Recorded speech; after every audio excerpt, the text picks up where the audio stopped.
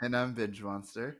Welcome in, folks, to the Our Anime Show podcast, where today we are gathered here to discuss some things that I think we all have a little bit of a stake in. Okay? I don't know about you, but I have spent many a time on the interwebs scrolling about and watching videos upon videos to disassociate from reality, where maybe I'm watching like if you like this anime, you should watch this, this, and this. Or I'm watching like a beautiful cosplay transition, or I'm watching, I don't know, like you know what I see a lot actually? From the Ghibli movies, they're like, they slow it down a little bit, and then it's like they put a bunch of the scenes up of like them walking through the field, them doing this, but it's all so stunning and it like moves in slow motion, or they kind of break it down. Anyway, where can you probably find these things? On TikTok.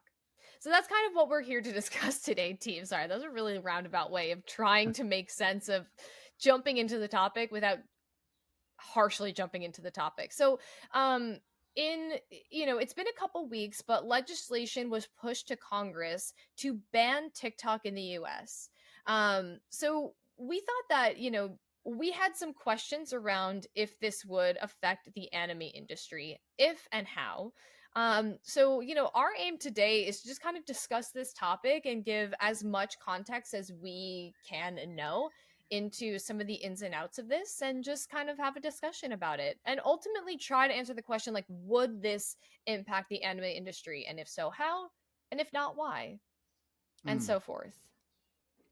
So, yeah, Binge Monster, if you want to just kind of give us an overview on some of the details of how this was pushed through Congress, some of the things, some of the concerns that are being had, things like that. I will do my best to keep my own personal bias outside of the context for this, with the exception of one major point, which is that the detriment of having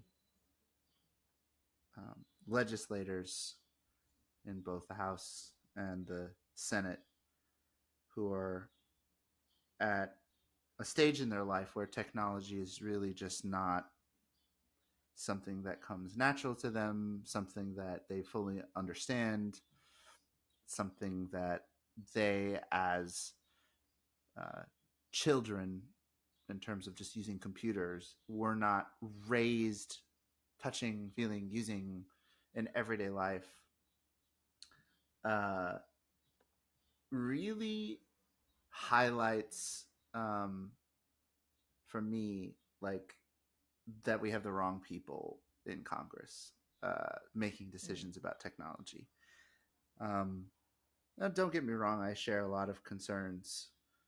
Um, and I believe that large tech companies do need checks and balances so that they don't just do whatever they want. And I champion legislation that, um, holds technology companies accountable for sneaky things that sometimes they do that really impact consumers and consumer privacy and so forth.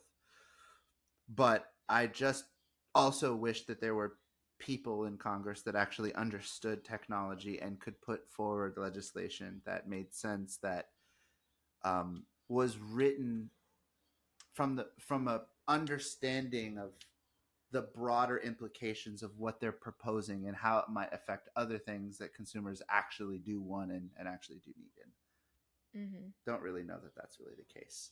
And that's important. That's important context, because Yeah. ultimately the TikTok fear really started under the Trump administration, as a Mm-hmm. result for the way that, I mean, it wasn't just TikTok, but social media in general was um, potentially compromised by foreign actors. And, I think especially during the election, there was a ton of conversation about censorship and bots that were, Fake putting news. fake news, putting forward, fake, uh, posts and content on the internet that, uh, were intentionally created to spread misinformation and to to generate fear in the minds of the you know, larger populace of our country, and maybe sway voters into a certain direction potentially as well. And Mhm. and don't get me wrong, there was data that supported that foreign nations actively invested in, bot farms, and also just in humans to create fake accounts to rile people up, and so there was merit and there was weight to that. But one of the things that really has not gone away is this fear that the Chinese government has a hold over TikTok, and as a result of Beijing's foreign policy and also domestic policy, which I'll get to in a minute, that Mhm. basically TikTok is under the, you know, puppeteering hand of the Chinese Communist Party, and as such, there is this um, trend in Congress with the politicians that we voted in, um, that has led to this ongoing narrative that we need to ban TikTok in order to protect American citizens from the influence of the Chinese Communist Party and their influence over TikTok. And ultimately, the reason for that is because TikTok is actually owned by another company called ByteDance, which is a company headquartered in China.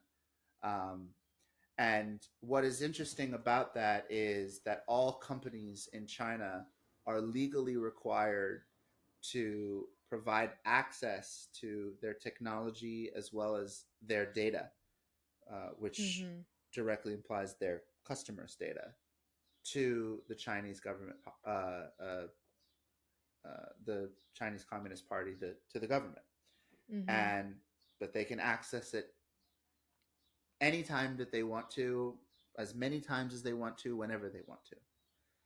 And yeah, obviously, that concerns citizens. I think as an American, the thought of our government at any time they want just having completely free access to any and all data that we have on any digital platform, period, would be concerning. And Mhm. obviously, we're fortunate to be in a country where that is not the case. Mhm. Government, you know, agencies need warrants or probable cause, or they need to feel as though somebody is a direct threat to national security, and could debate Yeah. that for hours and hours of whether or not that's sufficient to just access people's data. But that's besides the point. Uh-huh. Um, so because ByteDance is a Chinese company and they own TikTok, under the Trump administration, there was some legislation put in place that prevented the TikTok ban, and that was um, that TikTok US would disassociate with ByteDance from a technology perspective. And what that meant was, Oh. instead of hosting all of their code and algorithms and their applications on servers in China, um, and share data between TikTok US and ByteDance in China, Uh-huh. thus providing access to the data of American citizens to ByteDance, and by extension to the Chinese government, that they Yeah. would deploy all of their tech to a US based vendor that was approved by the government. In this case, that vendor was Oracle. And Oracle, like Amazon Web Services and Microsoft and Google and even IBM's of the world, provide cloud services for companies to host their technologies in the cloud, and that's what they agreed to under a project called Operation Texas. And I think this happened in 2020, so this was still during the pandemic. And Mm. the goal of that project was to move TikTok, like I said, all the data, all the apps, and host and store this technology in Oracle Cloud. And Oracle would do continuous audits of TikTok's algorithms, their data, their tech, just to make sure that they weren't accidentally sending things over to China, just essentially creating a firewall where that data could just not leave. Wow. Um, now, um, that being said, it may not, from a process perspective, it may not prevent ByteDance from requesting data, I don't know, via email to an employee at TikTok and that employee Mm, downloading something and sending it over. But there would be some electronic record of that all happening. So I yeah. imagine that there's somebody who's also auditing that information too, just to make sure that additional data isn't being shared with the parent company ByteDance. But I don't know how Mhm. rigorous that the auditing of all of that really is. Mhm. So I what feel I'm like I feel like I've never heard of anything like that happening. I mean, not that I've ever actually thought about it, but like, is that something of like a common practice of like, when we think about like Meta is also just like a huge storage room of data. Like, do they also have like sort of like firewalls and things like that? Or just because they're in house, we don't really need those kinds of practices? Or do we know of other companies that have these kinds of things or have maybe had to even change their practices because they are not necessarily based in the US? Like, do we know of anything else like that? well, let me answer your question in two ways. The first of Sure. which is, to your point, there are plenty of companies that we're aware of, like you said, like Meta, which is Facebook, Messenger, Instagram, Mhm. right? There are companies like Snapchat. There are companies, um, you know, out there that store consumer data. Yeah. And there are a number of strategies that these companies will use to secure and maintain their data in some kind of an infrastructure. If Mhm. it's in the cloud, uh, most companies will pay one of the major cloud providers like AWS, which is an Amazon company, Azure, which is a Microsoft business, Oh, that's or a Google sure. I didn't Cloud, know that. which is Google. Yeah. And they will pay these companies to provide servers uh, that they can store their technology on and their data on. And they depend Mm. on those vendors and essentially outsource the maintenance of that infrastructure and the security to those vendors to secure everything because many, many companies do it. In fact, there are some government agencies that depend on Azure, which again, that's Microsoft, to host some of their applications. Um, So, pardon me, just so like in a way, the reason I asked that question is in a way this is pretty normal practice for companies like TikTok. Not necessarily because they're ByteDance is in China necessarily, but like this is a common practice to like have yeah, something else even storing the data. even when before TikTok did this, well, before I get there, because that's a really good question. So sorry. No, no, and this other part will just be quick. The first strategy is to do that. The second strategy is to buy data centers, where essentially they buy racks and racks and racks of servers, and in these warehouses they pay for cooling systems to keep them cool, and that Mm. acts as their cloud. They're not paying a third party vendor like a Microsoft, Google, or Amazon. In fact, they're hosting it in their own building, and but then they're on the hook for maintaining those warehouses and keeping things secure. And there's pros and cons to this, that Mhm. some of Mhm. which have to do with like the speed in which they can make updates available to everybody's apps, and there's lots of things. We don't have to get into that, but Sure. to answer your question, because I just wanted to paint the two strategies, right? Cloud or data center, right? To answer your question though, and by the way, some companies use a combination of both. I imagine well, maybe not TikTok because of their being looked at through a magnifying glass through the U.S. Right. government, but many other companies do a combination of both.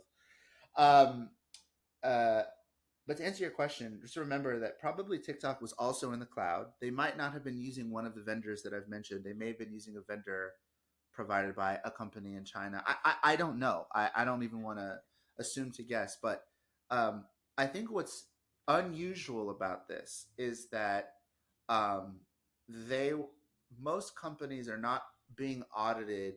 There's not usually legislation that forces a company to create this firewall so that their data isn't sent to a parent company in a foreign country. That is not typical. Right. The tactic of moving your app from one cloud or wherever it was to another, businesses do that all the time to save money because you never know. Like hosting your app in AWS might be more expensive than posting it in Azure, and that's why people will switch. But Mm. migrating that costs money. It costs Mm. engineers and expertise and it's not cheap to migrate Mhm. the data of millions of users as well as your algorithms and applications from one cloud to another. So that's an investment TikTok had to make. Oh, okay. Yeah, that was going to be like Yeah. another question of like, so in order to create sort of like this security, if you will, Mm-hmm. for lack of a better term in my vocabulary, Yeah. um, in order to do this, like this was a financial like feat for them, Obligation. And obligation. kind of Yeah. their hand was forced. That's the other unusual thing about this. It's not usual Mm-hmm. that the US government will get involved with a private company Like and tell this. them you need to move your data from here to here. Yeah, that's not typical. It's Yeah. usually, business. We're in the U.S. Like businesses can do whatever they. I mean, under the law Yeah, yeah, and yeah. Just rules, can't do whatever they regulation. want. Right, right. But like, there's obviously a stigma against the government telling businesses what they can or can't do. Uh, Mm-hmm. Tax is excluded in this conversation, right? There's and regular regulations and compliance aside, but I mean, most business owners they make that a point, right? They're like, like Uncle Sam is trying to like, that's a Yeah. Oh hot topic in yeah. our country.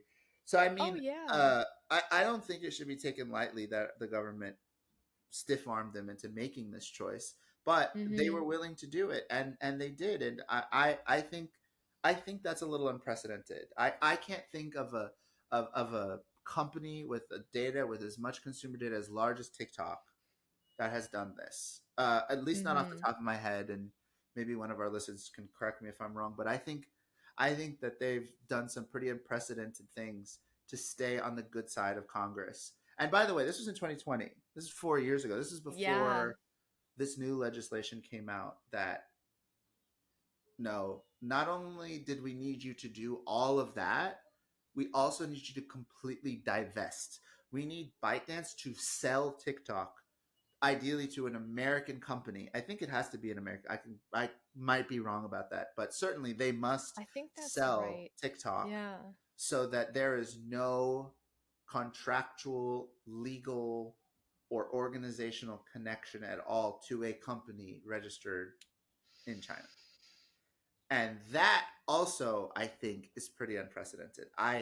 Off the top of my Yeah. head, and this one I'm a little less knowledgeable about. It's possible that that's happened maybe in situations where certain countries are sanctioned and they had to make organizational and legal changes to their company's hierarchy so that they stayed in compliance with U.S. government sanctions.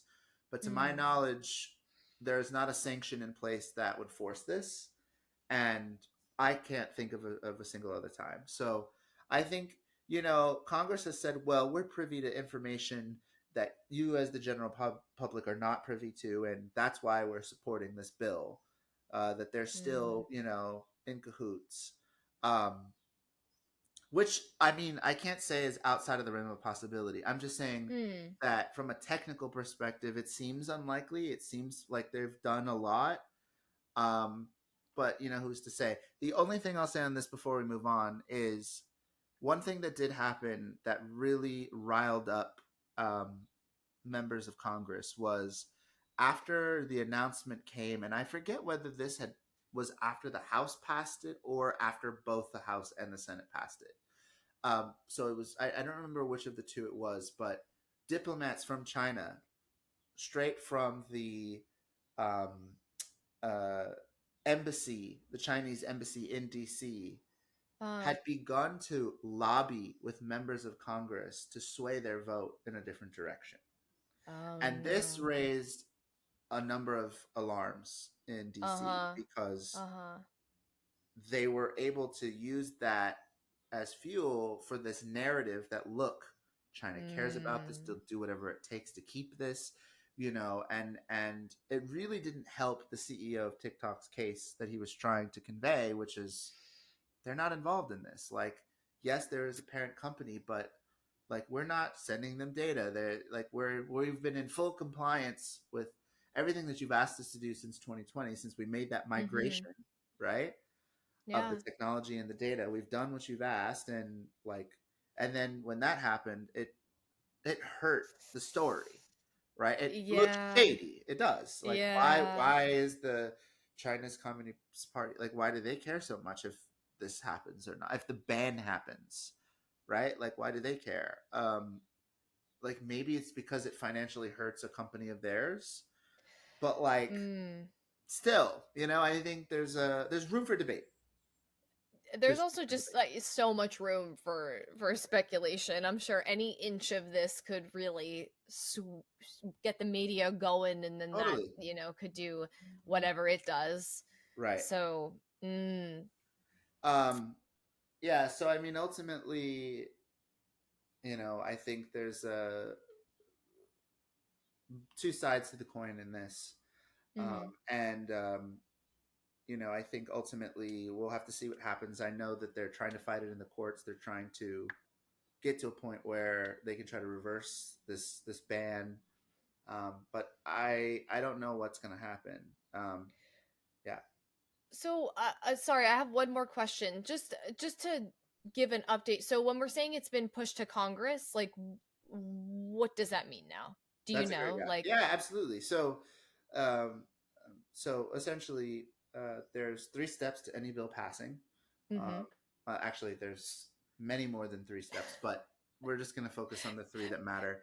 Broad After a stroke, yeah. Yeah, after a bill has been written, um, it's either initially presented in either the House or the Senate, and Mm-hmm. members of one side of either of those two legislative uh, parts of our legislative branch Yeah. um, vote on it.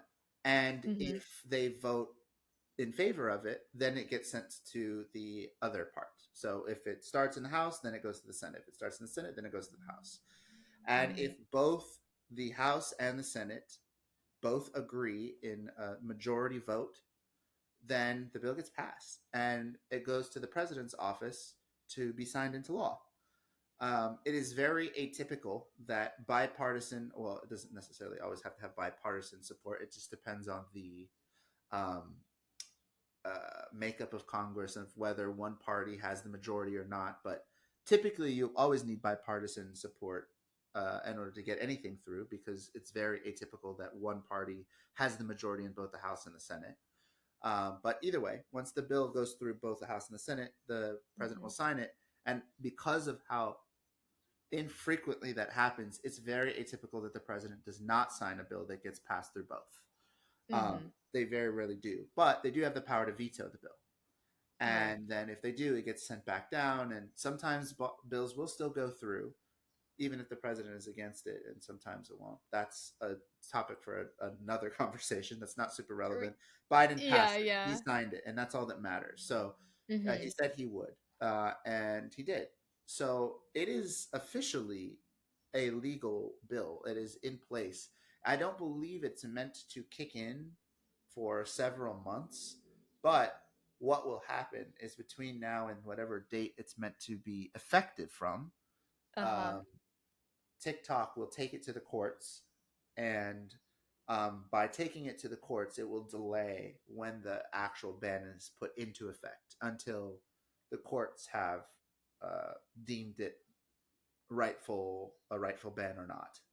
And Mm-hmm. I Mm-hmm. don't know how many levels up it'll go. It'll start in the lower courts, and who knows? Maybe it could make its way all the way up to the Supreme Court. But nothing ever jumps straight to the Supreme Court. So we'll Uh-huh. see. We'll see what happens here. But as of right now, the ban is happening, and until they win in the courts, and I'm sure the lawsuits have already been filed. I actually haven't dived too deep into that, but I know he's already said Mm-hmm. they're going to take it to the courts and they're going to try to stop the ban. But if that's not successful, the ban will happen. Yeah.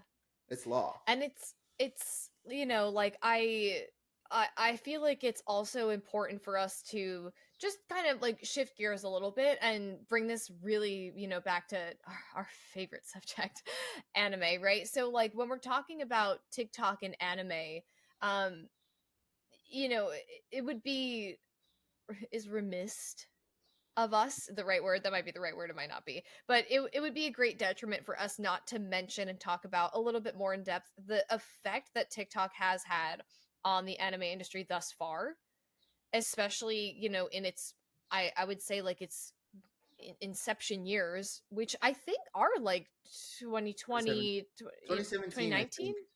I think It 2017 or 2018 is when it launched globally. ah Um, but certainly, to your point, it blew up during through the pandemic, right? Like it, mhm. and maybe even slightly before it, but certainly through the pandemic in And I 2020. mean, one of the biggest things that it kind of did was that it brought a great generation of people not only back to anime, but it got a great generation of people into anime. Like Totally. there are a lot of parallels when we look at that time period, right? Like we see the rise of TikTok and the rise of anime both happening kind of at the same time, and I don't think that that's necessarily something that's just random. Hmm.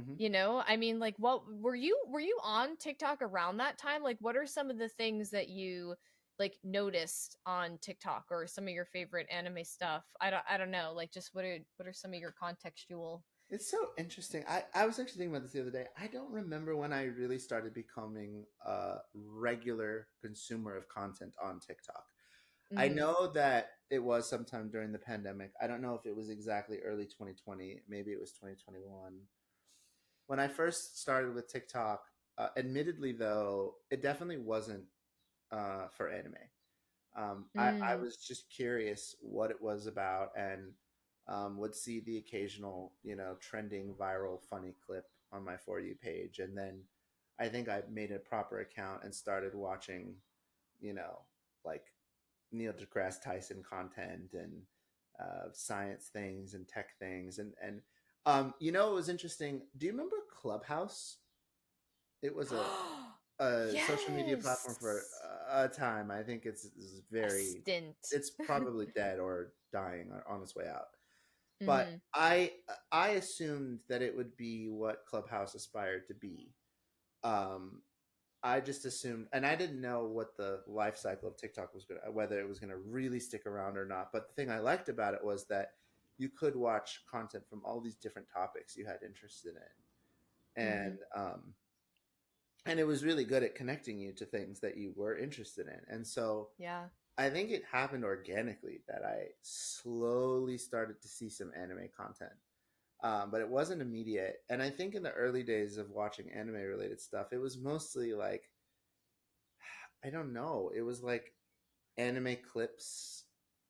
And so I'm trying to remember what the early days of TikTok were. There were people who would like have an anime character talking and then they would dub something over it, or there Mm. would be people who would be like, "Do you remember this anime?" Like, and how freaking good Yeah. it was, um, yeah, I feel like I observed some of the early stuff. I don't know. What about you? What were some of the early things you saw? Well, I feel like I got into TikTok pretty quickly because most of my friends were getting into TikTok, and it was the fact of like, okay, I'm getting sent a TikTok that really relates to me, or would really like to see, and then I would click on it, and I would be brought to like my browser, and it'd be like, should you download TikTok? And I'd be like, no, I won't download TikTok. I can't even have another social media platform. And then suddenly you're like, okay, screw it, I'm gonna do it, and then you just have so much fun scrolling because at that, especially at that time, I mean, people, I'm friends with a lot of creators, and uh over time it's like, the TikTok algorithm hates me, and it's like, maybe it does, maybe it doesn't, I don't know. When a video hits, it hits, and when it doesn't, it doesn't, and it don't make no sense to me.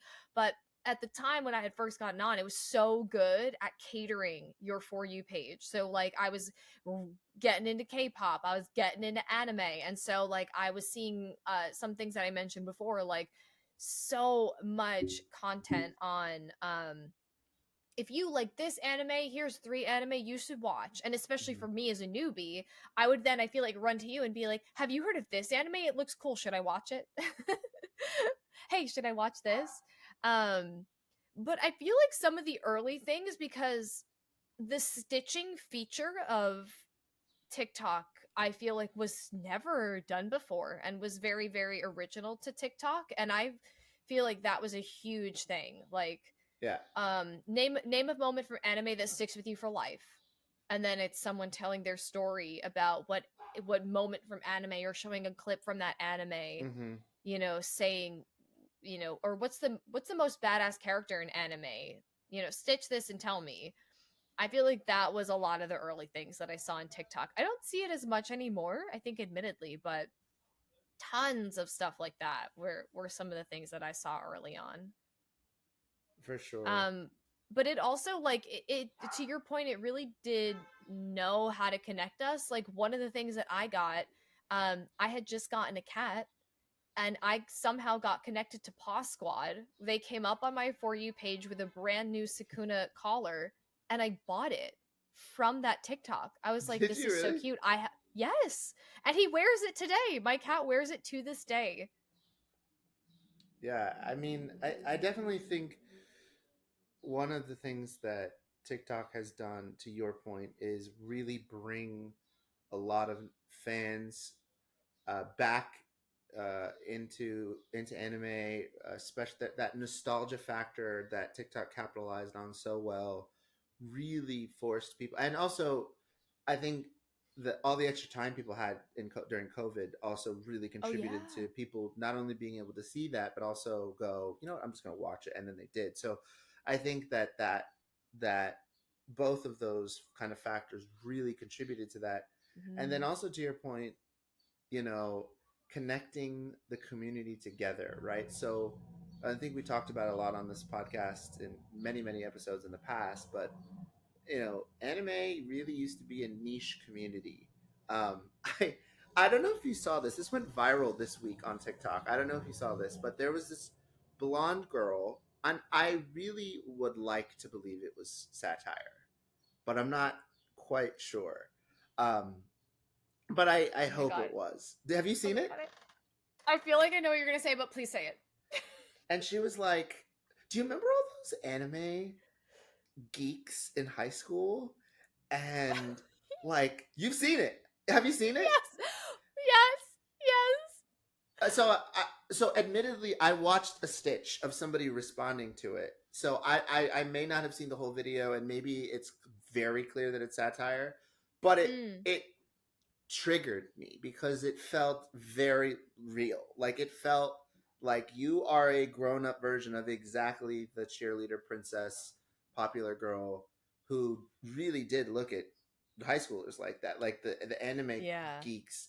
And she was complaining. She was like, all of them have grown up to be this like Zuckerberg, and now, like, they're like, we should not be afraid of them.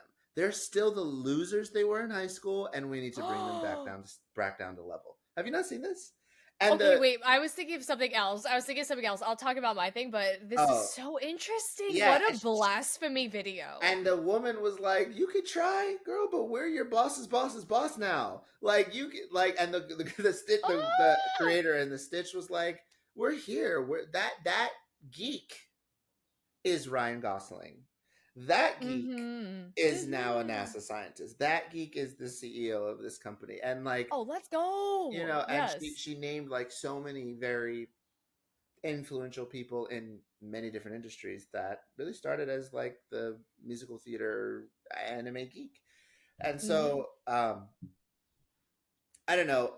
The point that I was trying to make was community coming together, but at the time, because of that, because of the environment socially that we um, really propagated in the United States across the country, it was hard to like find other anime aficionados, with the exception of like walking into a Hot Topic or joining some weird forum that like was, yeah, perfect for introverts. But like, I don't know, it was hard to be an out and proud anime fan, and Yeah. TikTok created a really safe ecosystem for everybody to come together around topics. And and I think it was really supported by millennials coming in as full adults being like, nah, this is cool now. Like, I got money now. Yeah. I can buy, Yeah. merch. I can buy posters. I can do whatever I want.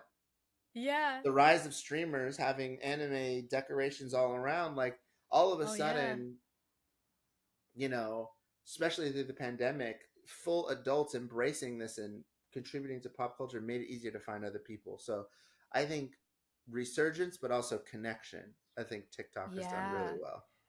And I think that also, I mean, TikTok was one of the first places where I feel like the word or like the phrase trend was really coined. Like, I would think we, like, if we watched Vines or if we watched, like, we've seen trends, but like TikTok really enforced, like, oh no, this is a trend. So, like, to your point, like, with stitching, with like all of their features, with like making the same kinds of videos, like following a trend, I feel like really was about that. And the one actually that I was thinking of was something like, what, maybe it was the same video or different, I don't know, but it was a Stitch thing where it was like, um oh, this is the one that I saw. So it was a same kind of stereotype, like cheerleader girl, blonde hair, grown up. It's like, Mm, where are all the men that don't cheat or something like mm. that?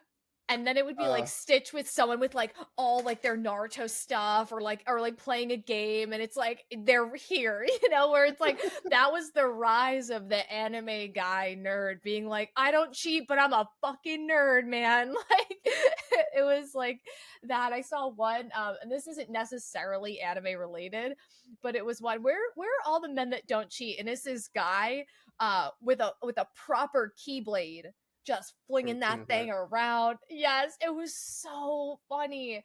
But I feel like, to your point, in the connection of making a trend, of making your version of whatever trend was happening, if it was like we're all dancing to, this one anime song in a specific way that like a character does in the show, or I feel like people were also doing, like, they would play an audio, but then they would write in what the context of what they were saying was. So Mm. maybe it's an audio from like The Notebook or something, but when they do it, it's like, oh, as if Bakugo's talking to Deku, and they're making it something like that. Like, that was also like a very creative outlet, and people were jumping on and not one-upping each other, but like one-upping each other in a really joyous way, was something that I noticed. One of one of my favorite examples of how TikTok not only brought fans, nostalgic fans back, but also really created a community that I would be wrong to forget and not mention here is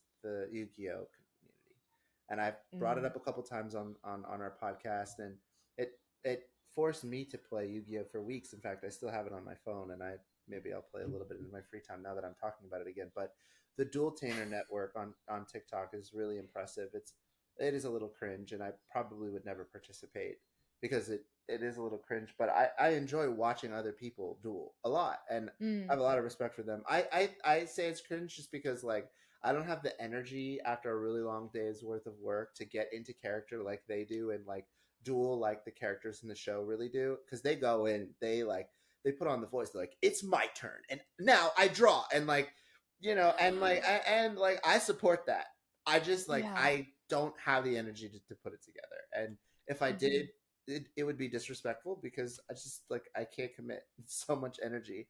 But they really duel. They'll duel back to back. There's discords. They have schedules where different creators duel each other, and they use real cards. They use the duel disc. They take it seriously. They do tournaments, and people watch and pay them. Like it's real entertainment, and they follow the rules, and they use, like I said, they use real cards. So seeing that was incredible because it's not like the Yu-Gi-Oh TV show. I don't think there's a Yu-Gi-Oh show currently airing, and if it is, it's such a future generation that most adults are probably not watching them, because that show franchise has, over the generations of Yu-Gi-Oh franchises, become more and more geared towards the younger generation, which is interesting. I don't know why, but it just is what it is. Hmm. Um, and yet like it really resurged Yu-Gi-Oh. I'd be curious to see how the franchise's revenue was like post pandemic compared to the 3 years before COVID. I imagine Mm. it's like a hockey stick. Like I really Yeah, it do. had to have skyrocketed. Yeah, I know there was a fact that we just quickly that we had said on one of the previous podcasts that there are enough Yu-Gi-Oh cards in circulation to put them next to each other to go from the Earth to the Moon and back, which is pretty cool. Like, I there's love that clearly so fact. many people still play the game, right? So yeah, and I guess that brings us to like another point I think we were talking about, which is like how this will impact the economy, specifically creators who make money and run anime related businesses on TikTok, right? Mhm. Um, when this ban came about and was in discussion before it actually got passed, the CEO of TikTok was called to speak in front of Congress, and he did, and I thought he did a really great job. And one of the things that he highlighted really well was that doing this is going to hurt Americans and hurt American jobs. It's going to hurt the economy. I think there was something like it generates 15 billion or something like that in dollars for small businesses per year. Mm. Was it 15 billion? I It, think it was 5. no, yeah, 15 billion for Oh, small 50. Oh, businesses, shoot. Yes, which sorry. is I mean, that's a huge amount of money. That is not insignificant. And I mean, these are small businesses, not just in anime, but even if you were to say, okay, I don't know, what's 10% of all small businesses on the platform? Let's say, I don't know, maybe 10% is high, but let's just assume it was 10%. That's still 1.5 billion. That's a huge amount of money small businesses wouldn't be able to make if TikTok got banned, right? Yeah. I mean, like, um, how do I say it? The thing about it too is like, I again, because of the algorithm, especially early on, it was so good at matching you with some of these things. And um it was like free marketing. Like, I think some people could, you can pay to like market yourself or like push your video. But in a lot of cases you really didn't need to. You could do the same trend that any of the trends that we were just talking about, but you just are using your product. Or like, maybe if you, I don't know, make phone cases, like your phone case that looks like Bakugo, you're like making that talk, and then you're making your phone case that looks like Deku talk. And it was just so easy and so accessible. And again, the tools that TikTok has, like the green screen that works really well, and the you know captions that work really well, and putting text in different places. Like, you didn't necessarily need another software to do those things. So I think that, like, it was just, there were so many tools in one place right away that helped people grow so fast and sell Yeah, their products. And then it's like, if you're hopping on a trending music, all you do is make a 2-second video or 10-second video of your product with the trending music, and then it's more likely to see people. So, or for more likely, pardon me, for people to see it. Um, so it was just like such an inexpensive way for the business to grow, especially if they were, you know, anime businesses. Like, I've gotten so many TikToks. I mean, I just talked about the damn collar that I bought for my cat. Like, I really spent 15 bucks on that thing. Just because I saw a video and I was like, "Oh, well, I'm getting a cat, so guess I'll need that." right. Have you ever, like, really kind of, you probably haven't. You're so good. Have you ever bought anything because you maybe saw it in a TikTok or a video? I did. It wasn't anime related, but I got my wife a shirt um, that has her Oh. dog on it and just a bunch of pictures of her dog, Duffy, on it. And I got to like write some text on the top so that it's like labeled and pick the color of the shirt and so forth. And that was pretty cool. So Mm. for Valentine's Day, I got her that because I know how much she loves her dog. And I got that through TikTok. I think it was a TikTok ad Yeah. though. I don't think it was like a TikTok store per se. Mm. Um, uh, but even the content creators themselves are small businesses.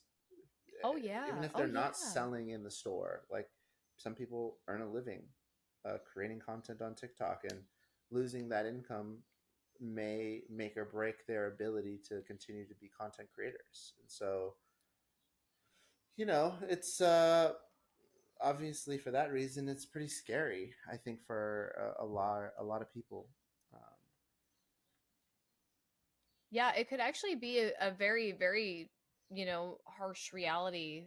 Like, yeah, I mean, to your point, there are other platforms, and it's so funny. I will see things reposted from TikTok onto Instagram mhm. quite often, or like onto YouTube from TikTok quite often. And while these are other venues, or yeah, while these are other venues for venues for income, I don't know if that's Platforms. the right word, platforms for income for these content creators, like TikTok is still, because of its originality, and it was kind of one of the first to do it, it's still, I think, leading the charge. Maybe YouTube has a Mhm. little bit of a better It's coming return, back. maybe. Yeah. Yeah.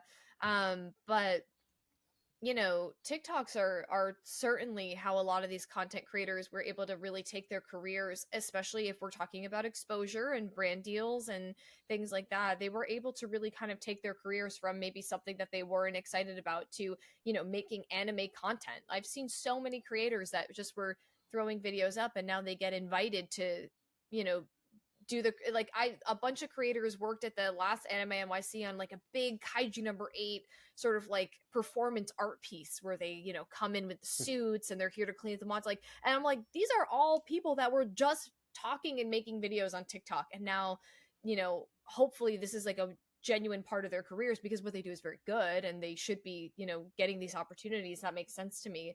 um but yeah, it's very serious for small businesses. It is very, very serious for small businesses.